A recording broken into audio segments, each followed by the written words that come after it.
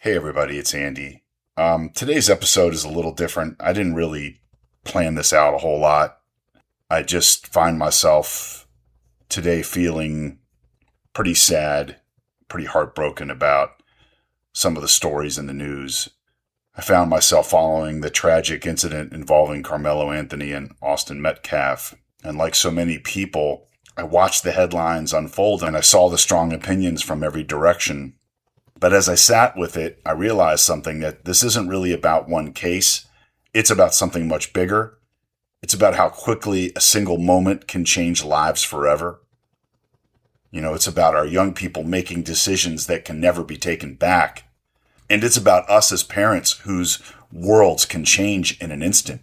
It's about a question that has been weighing heavily on my heart for a long time.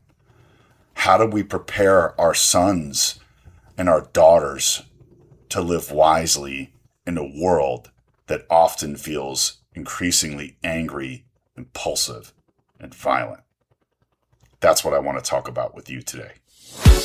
Welcome to another episode of the Leading Life Podcast, where we talk practical wisdom for leadership and life. I'm your host, Andy Zook, and I've learned that leadership is about how we show up for people, how we navigate change, and how we continue growing.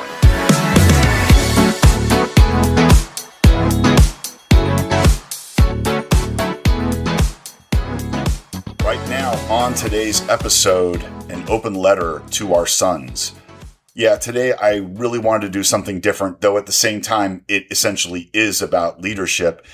But it's something that has been weighing heavily on my heart for so long, and it's about our sons. It's about our grandsons. It's about the next generation and how to navigate a world that sometimes feels so increasingly violent. And virtually by every major measure of physical violence, men commit the overwhelming majority of it. Every time I turn on the news or I scroll through social media or I hear about another tragedy involving young people, I find myself asking the same questions. What are we teaching our children? What are we modeling for them? And most importantly, how do we help protect their futures? Because somewhere along the way, we've started teaching people that life is a zero-sum game.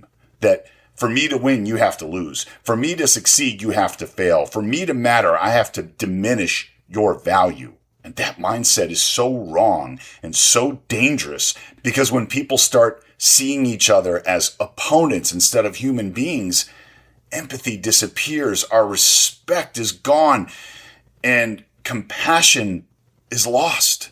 And once those things disappear, it becomes much easier to justify anger or hatred, and worst of all, violence. The truth is that life doesn't have to work this way. Another person's success doesn't take anything away from you. Another person's opinion doesn't threaten your existence, and another person's disagreement doesn't make them your enemy. We have to stop teaching our sons that every challenge is a fight, and every insult requires a response, and every disagreement must produce a winner and a loser. Sometimes the strongest response is simply understanding. Sometimes the wisest response is restraint. And sometimes the bravest thing a person can do is just walk away. Because not every battle is worth fighting. And some victories cost way more than they're ever worth. Recently, I found myself thinking about a knife. I know I've talked on the podcast about my father passing away last December 2025. And so, as we packed up their home, I flew up to Indiana and then rented a car to drive back home with a bunch of boxes of memories from my childhood and my parents' 80-year-long life. And as I went through one of the boxes, at the bottom, I found another little box containing a knife. When I was 16, I bought that knife. I hadn't seen it in 40-something years. And at the time I bought it, I had to basically get this older guy to buy it for me because I was underage. I thought it was cool to have it. It was a butterfly knife that you could open up, and it had a large 5-inch blade. I don't know, maybe it made me feel tougher, or maybe it made me feel grown up. Maybe I simply wanted something that made me feel powerful. But nonetheless, my father found it, and he took it away. Now, if you're a young person hearing this, you probably think that sounds unfair. And if I'm being honest, I thought it was too. But today, I'm grateful for him. Because what I didn't understand at 16 is that parents often see dangers around the corner that young people cannot. And my father wasn't taking away a knife. He was protecting a future. He was protecting me from a bad decision, a bad situation, and a bad moment. Because life has taught me something powerful. Most lives are not destroyed by the decades of bad choices. Many lives are changed forever by one terrible decision made in one emotional moment. That one fight, that one argument, that one act of anger, that one moment where our pride took over, one moment where someone decides they have something to prove, and suddenly a future disappears. I'm so grateful for my father that he took that weapon away from me. God knows if I had gotten into a situation and I had pulled that out, what I could have done to somebody, or as my father explained once, if they took it from me, they could stab me in the heart with it and I'd be gone. You know, I've spent a lot of time thinking about that lately, especially as a grandfather, because when you become older, your perspective changes. You stop thinking only about yourself. You start thinking about the people who come after you. You start thinking about the world they'll inherit. And if I had a son, this is what I would want him to hear. In fact, while I don't have a son, I do have grandsons. And so this letter is for them too. And it's an open letter to every young man trying to find his way in this complicated world. Dear son, I want you to embrace the fact that you have a beautiful life ahead of you. There will be twists and turns on this journey. There will be hard uphill climbs. Sometimes you'll even move backwards a few steps. There will be disappointments, heartbreaks, failures, moments where you question yourself, and moments where life feels unfair. But let me tell you, it'll all be worth it. Son, I want you to know that you are completely loved. And I hope that you will learn to love others with that same loving heart. And with that said, not everybody in life is going to love you. Not everybody is going to like you. Not everybody's going to even understand you, and that's okay. I want you to become so strong internally that another person's opinion never has the power to destroy your inner peace.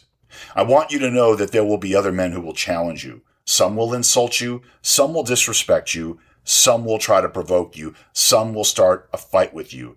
Whether warranted or not, most importantly, I want you to protect your life. This world is a dangerous place sometimes. No matter how tough you become, there's always someone tougher. No matter how strong you become, there is always someone stronger. No matter how confident you become, there is always someone looking to prove something. And in today's world, some people will quickly pick up a weapon without thinking about the consequences. Violence isn't a movie. Violence isn't a video game. Violence isn't entertainment. Real violence leaves families broken. Real violence leaves mothers crying. Real violence leaves futures destroyed. Violence is never the answer unless you are protecting your family or facing grave danger. I want you to remember this. Some people have nothing to lose. Son, you have too much to lose. You have dreams. You have opportunities. You have people who love you. You have a future waiting for you. Never throw that away for pride. Never throw it away to impress the crowd around you. Never throw it away because someone challenged your ego. Walking away doesn't make you weak.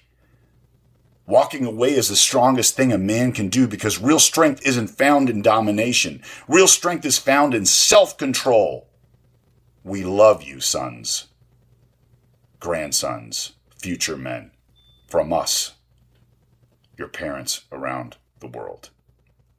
And as I say these words to you, I don't just think about young men. I think about all of us because age doesn't automatically make us wise. There are grown adults who still haven't learned emotional control. There are grown adults destroying relationships because of anger. There are grown adults who confuse aggression with strength. But leadership requires something different. Leadership requires restraint. It requires perspective. And most of all, it requires maturity. One of the greatest misconceptions in our culture is that power means forcing your will on others. It doesn't. Power is mastering yourself. Power is controlling your emotions when your emotions want to control you. Power is choosing wisdom over impulse. Power is remaining calm when everyone else is losing their minds. And that lesson matters now more than ever because we live in a world that now rewards outrage, a world where people are encouraged to react instantly, a world where social media often turns conflict into entertainment. But real life isn't social media. Real life has consequences. The choices we make matter. The words we speak matter. The actions we take today matter. And every single day we are teaching the next generation how to behave, whether we realize it or not. I mean, parents teach, grandparents teach, coaches teach, teachers teach, leaders teach, and perhaps the most important lessons are not spoken, they're observed. Children watch how we handle frustration. They watch how we treat people. They watch how we respond to disappointment.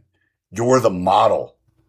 Be that model. They watch how we manage conflicts. And from those observations, they build their understanding of what adulthood and life looks like. So maybe the real question isn't what is wrong with the world, but maybe the question is, what are we modeling for the world? Because every generation leaves footprints and the next generation follows them. My hope is that our sons inherit courage, but not recklessness. I hope they inherit confidence, but not arrogance. I hope they continue to grow strong, but not with cruelty. I hope they gain conviction, but not hatred. And most importantly, I hope they gain wisdom. And that wisdom is to understand that every life has value, including their own. Before we close today, I want to leave you with one final thought, and that is if you're a parent, grandparent, coach, teacher, leader, whatever you do, never underestimate the impact you can have. A conversation matters, a lesson matters, an example matters. And sometimes a simple act, like a father taking away a young boy's knife that can be used for nothing good, can shape a life for decades. And let me be clear about the knife thing. That wasn't a knife that I could use for like cutting a fishing line or, Boy Scout knife or something. This was a knife that was intended to hurt somebody. And my father probably never imagined I would be talking about that moment 40-something years later. But here I am. More than ever am I grateful. Here I am still learning, still understanding what he was teaching me. Protect your future, protect your peace, protect your life, and help the next generation do the same. Because the world needs strong men and strong women. But more than that, it needs us to be wise. Thank you for spending time with me today. All right, so that is my episode for today. And if this podcast made a positive impact on you, please share it with someone who truly needs to hear it. And I truly appreciate a quick rating or review on whatever platform you listen to me on. And don't forget to hit subscribe so you don't miss what's coming up next on the Leading Life podcast. Thanks for hearing me out today. I know this was a little bit more of an emotional topic, but emotions are real. I'm Andy Zook. Remember, I want you to lead with purpose, live with intention, and keep becoming who you were meant to be. But most important, more than ever, go out and be the hero in somebody's story. Be safe. Take care of yourself. Take care of our sons and daughters and our future. Bye.